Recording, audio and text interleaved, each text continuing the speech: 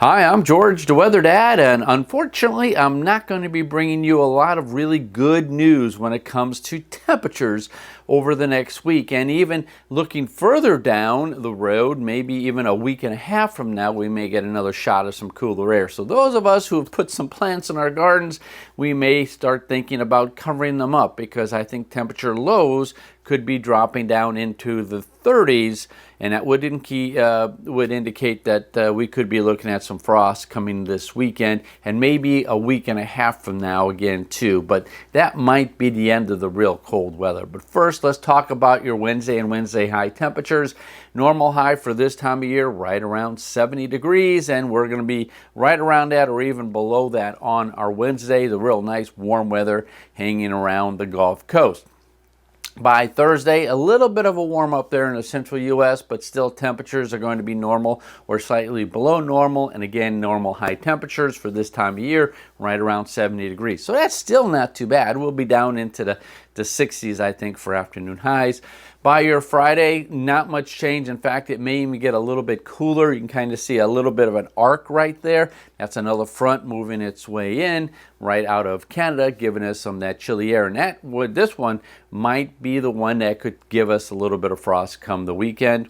On Saturday, still very chilly across the area. Nice little warm up again out in the central U.S. And that warm up will be moving east for your Sunday. You kind of see that there a little bit, not a lot, but at least we'll be getting closer on our Sunday. Even down in Florida, take a look at that. There's going to be some cooler temperatures down there for you as well.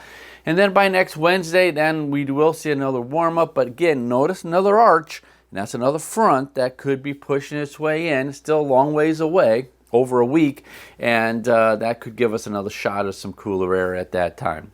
Precipitation, well, we're not going to see a lot in way of sunshine over the next couple of days. This is your Wednesday. Heavy rain off to the east and down towards the southeast. You need it down here. You're going to be getting some on your Wednesday, in fact. On Thursday, it dries out a little bit, a couple more showers around the area. These are going to be more what I call instability showers. We have that cool air around. The sun is very warm, so we're going to see some clouds pop up and a few showers. Watch what happens down here in Texas here by Friday. Really expands. That's going to move mainly towards the east. Good news for the southeast. You're in a severe drought for you there. Could give us a few clouds up here.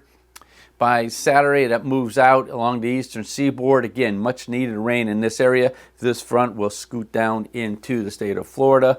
By Sunday, you can kind of see that there. The front will be hanging around, giving you much needed rain. We're going to be drying out right here in the Ohio Valley, so we'll get some sunshine. That could warm things up a little bit. So I think Sunday might be the best day out of the upcoming weekend.